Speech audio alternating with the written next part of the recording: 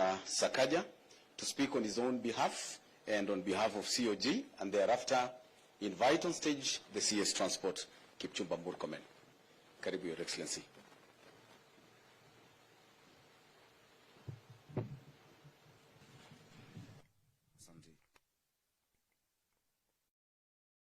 President of the Republic of Kenya, Waziri Murkomen, Waziri Machogu, PSs who are here, Balozi, EU, and the entire team, members of Parliament.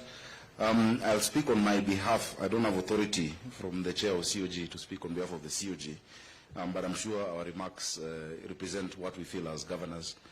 Traffic management is indeed a shared function that also the counties have a role on. I'm delighted, Your Excellency, to see very many leaders coming together from government, from the private sector, from our development partners, from research and academia, gathered here today to launch this absolutely vital plan. I'm very pleased, Your Excellency, that you will lead the inauguration of the new road safety strategy. On my part, it's a pleasure to host all of you in Nairobi and to welcome you most warmly. I think we all have an idea of the magnitude of the problem that we're facing. We've lost too many people on our roads. And this isn't the only matter of concern. There's also too much pollution on the road, particulate matter, especially in the city. Children are coughing, going to school. And due to these respiratory illnesses, it actually accounts for 20% of the disease load, Your Excellency, as per the 2023 economic survey done by the Ministry of Planning. I will say again, as I've said before, Your Excellency, behind these numbers are cold, real tragedies, Your Excellency. Everyone who's passed on in 2023 or 2022 was somebody's child. They were loved. They had something to look forward to doing in life. Those dreams are gone. Those families are left with memories. Those families are left with grief. Those families are left with bills to pay. Many of those that we've lost, Your Excellency, also have been young people. If I remember right, a clear majority were below the age of 40. They had productive years ahead of them, and we've lost that as a country. We leaders have an opportunity to change all of this. Our generation of leaders, Your Excellency, can be one that finally solves this traffic, transport, and pollution problem. Your Excellency, I'm very pleased by the work that the Minister, our Cabinet Secretary, Kipchumba Murkomen, has been doing together with NTSA, George Njau, and the board, Manoj. They've been doing a good job. We need to radically look at our laws, sir. The Traffic Act that we have was first passed on the 11th of November 1953, Your Excellency, and commencement date was 1st January 1954. It still has some relics of the history of this city. I'll give you an example. There are only 3 people who can stop a car, according to the Traffic Act, Section 52. Police officer, an ambulance, and a Maasai herding cattle.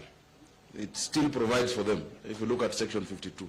So I know people have been complaining about the herders. Nairobi was owned by Maasai, so they actually have authority legally to be herding their cows and to stop traffic. I don't know if we need to amend that because of the heritage of the city, but it tells us that there's something that needs to be looked at in our regulations.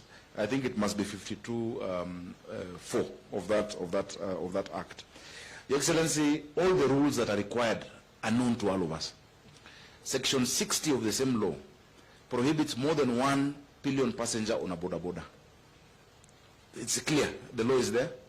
The police know the law. We know the law. We see 6 people on a bike, 5 people on a bicycle. One of the positions I hold that I don't like, Your Excellency, I'm the patron of a group of widows of border border riders. Widows. We formed that group in Roysambu when I was senator. And it keeps piling up.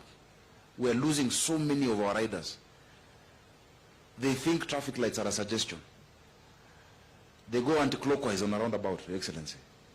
But as they do that, we watch them. The police watch them. And we wonder why these numbers are high. I don't think there's a need for much more, than we already have within our legal, frameworks. The laws are clear. Let us just have the shared responsibility to do what is needed to be done.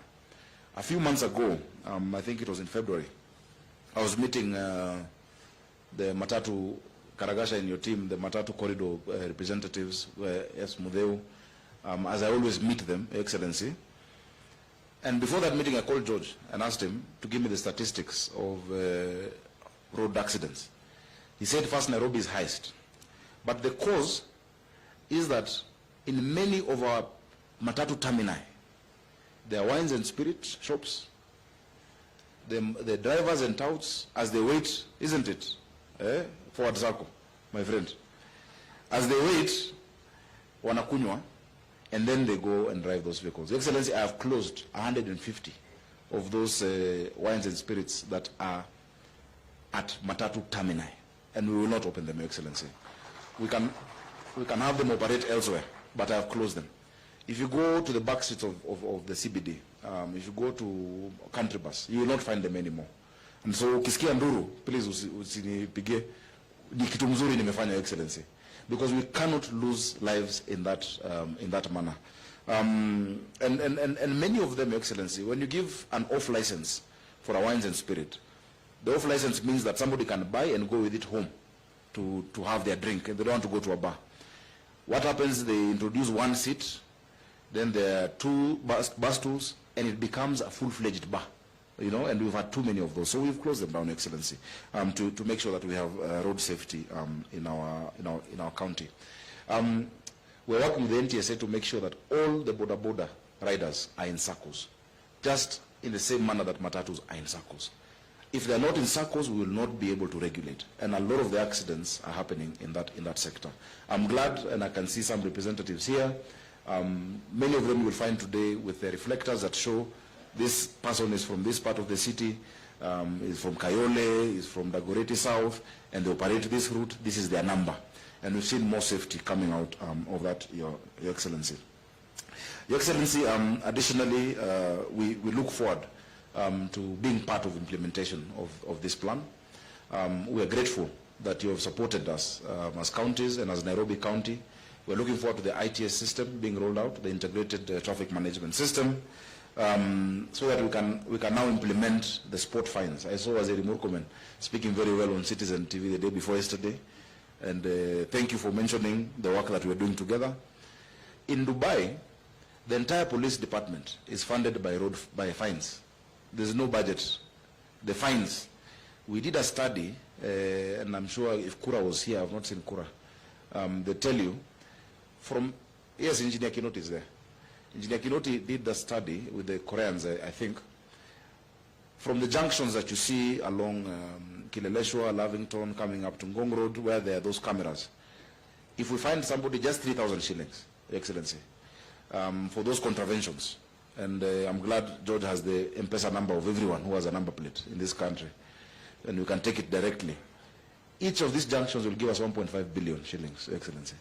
That 1.5 billion shillings times the number of junctions we're doing, you know, depending on the period of time, can be able to fund road safety, can be able to fund our police and our vigilance on the roads. So I hope that we can move along with that. The issues between the court and ourselves on how that then is utilized is another story, but let us be able to protect our people. A life lost by an accident is almost wasted, you know. People have struggled through their lives, they have gone to school, you know, they have dealt with health care, and then a drunkard just hits you and you die. You know, it's really the worst way to lose our people. So, Excellency, with those many remarks, I want to assure you, and I know it is the position of the Council of Governors, we're ready to support in implementing measures that will ensure there is safety on our roads and that we can preserve the lives of our people. So the statistics that we've been seeing can start going down and that we can make more use of these productive people of the Republic of Kenya. Thank you very much, Your Excellency. Allow me now to invite my brother, the CS of